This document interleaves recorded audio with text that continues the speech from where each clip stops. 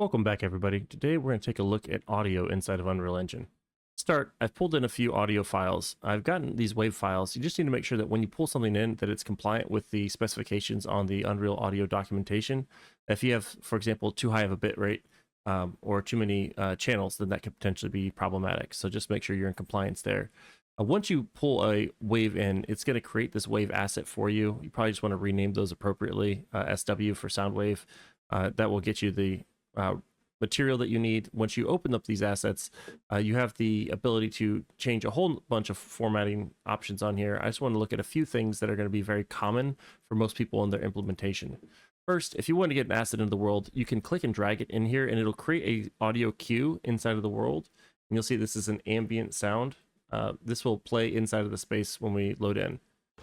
So if I come in here, it's placed automatically. It's just going to play persistently. This is fine if you just want to add something for like a background music or some sort of audio that's going to be going on persistently that doesn't relate to the player's location. If you want to add attenuation, there's a few other steps we might want to address, but there's some other considerations that we want to use as well. That the environment may not be the place where we want to play the audio. We may want to play it through some sort of blueprint. For example, this babbling water may be attached to this fountain. So what I can do is I can go to my blueprints and we'll create a new blueprint. And we'll just call this one EP fountain.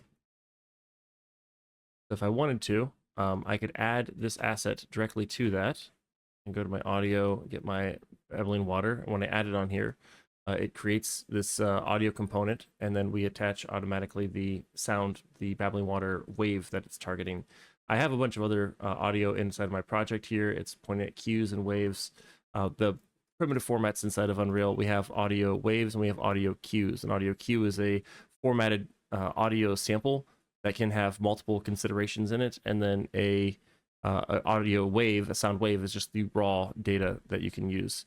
There's another category of audio inside of Unreal called meta sounds, and so meta sounds are a bigger topic for another day. But generally, sound cues and audio waves or sound waves are the two things you're going to be primarily focusing on. So if I have this babbling water here, this is going to be inside of our fountain. I can just take this asset and we'll place it inside of our world. Over here, let's make this in the location where the fountain's going to be, because we can spatialize this. If I put it roughly in the center of the fountain here, and when I go to play, I have the audio playing, but it doesn't actually get louder or quieter depending on how close I am to the object.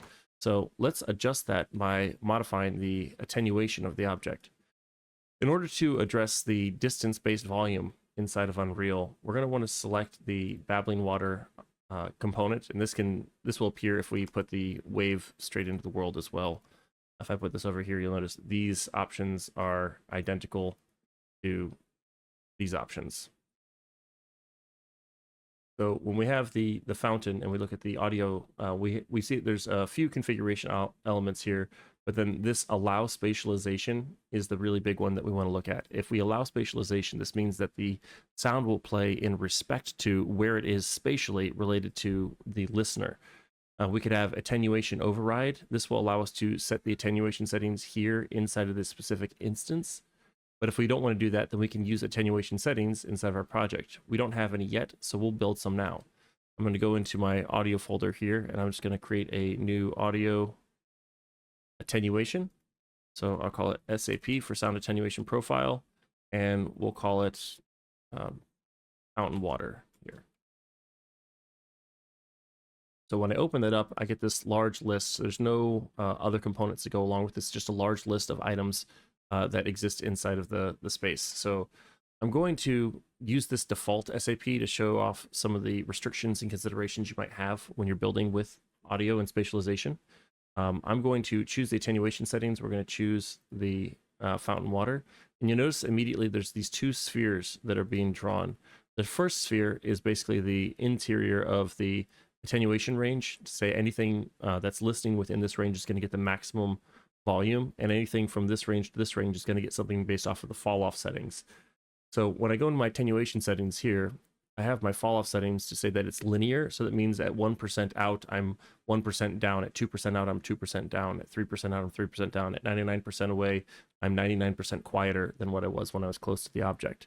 And then we have the shape. Do we want it to be a capsule, a box, a cone? And sometimes it just matters on the type of object you're doing. You want to have maybe a TV has more of a box audio rather than the sphere audio because you don't need it to play through a wall. You could offset it into a different direction. And then we have the linear and logarithmic inverse. We have the idea of the rate of decay is going to be different for different sources. I like logarithmic for a lot of environmental audio. And then we have these two radiuses, the inner radius and the fall off distance radius. Pay attention that we're looking at 3600. So when we think about where the player is inside of the world, 3600 is well outside of their spawn location because we spawn right about here. Right about here. So that's well beyond where a player starts. So now if I go to play, you can hear the audio is quiet. And as I walk closer, it gets louder and louder. As I walk further away, it gets quieter and quieter. Now, that works really well, assuming that this perfectly reflects the entirety of the situation that the player is going to be engaged in. I want to modify our attenuation profile to demonstrate why this may not be sufficient. So I'm going to drop this down to 2400 and see if that puts us just outside of the spawn range for this thing. So when I start, I walk in, you notice I don't hear anything because the audio does not exist because while I was not in its range, it didn't maintain the audio information about where it was when it was playing and things like that. So it's already set to auto activate. It auto activated while I was outside of its range. And the way that Unreal handles attenuated audio is that rather than playing all spatial audio all the time, it wants to consider that if something is spatialized, that when the player leaves, it does a consideration of virtualized audio. It plays it to a virtual audience.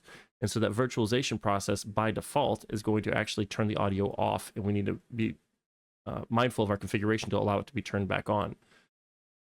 So when we have this audio here, the fountain, let's go to the babbling water right here. Let's set this to looping so that when we come back, it'll loop back to the audio.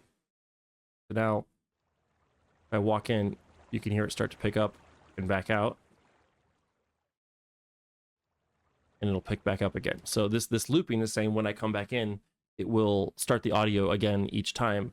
Now, this doesn't sound like a problem with the babbling brook sound. However, if I were to modify the sound that we're pointing at, let's make this something a bit more discernible in terms of start and stop. So Mario. One, that's a little loud, so we'll just drop its pitch multiplier down to 0.25. Set looping on the Mario sound effect right here.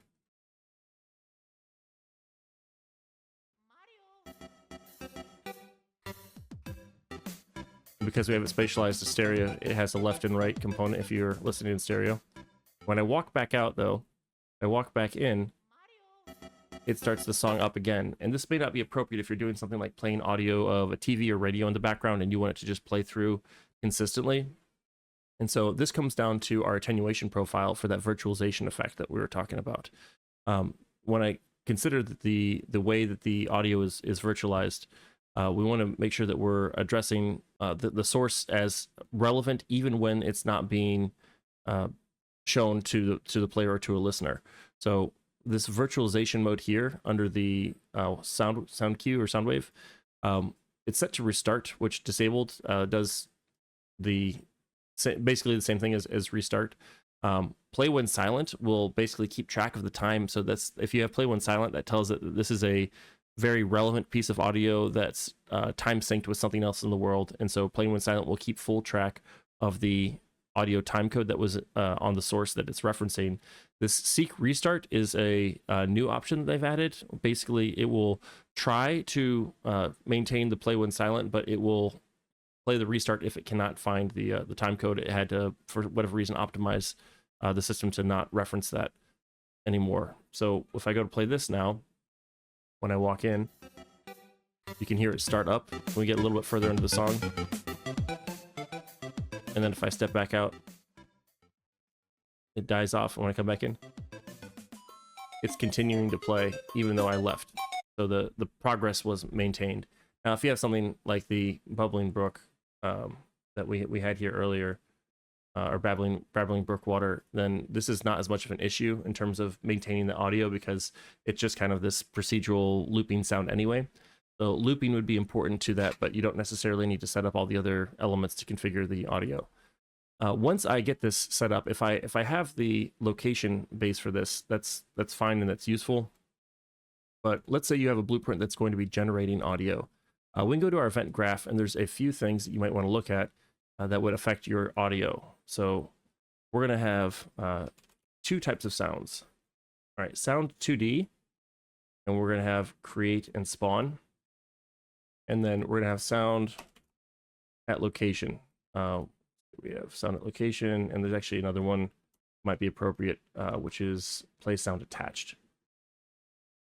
So if you notice the play sound and play sound 2D, they don't have an output other than the exec pin. This is because they generate the sound reference that will play at a location or will play, and then that thing will kind of clean itself up. It'll go away when it's done playing. So these are for one-shots. If you have something that you just want to play in the background, that's fine. If the thing is set to loop, then you kind of put a looping object into the world persistently. And so this will reference sound cues or sound waves. For the create sound, this is going to generate a sound that will be playing automatically, like spawn sound at location and spawn sound 2D. These will generate content that will be set to be edited or played and controlled later. All of these ones have handles for the audio that's generated, so you can control its playback, right? If you wanted to play or stop, or you know, there's a time code, set time. Any one of these things you can modify and control them independently, so you can reference them later, spawn them, delete them, stack them on top of each other. There's other configurations for like allowing sounds to exist multiple times, so that if you have maybe multiple enemies that try to make a sound cue to notify the player, that you can have it play multiple times or step on itself, so that it can have multiple sources that are localized and it's not a problem. But there's some settings you want to configure in there as well to make sure that it's not multiplying the intensity of the audio by stepping on itself. So hopefully this gets you an idea of what you can do with audio, some considerations of how to get it to play in the world, and some thoughts about the best way to implement this audio for your particular implementation. Regardless, I hope it lets you get out there and keep building.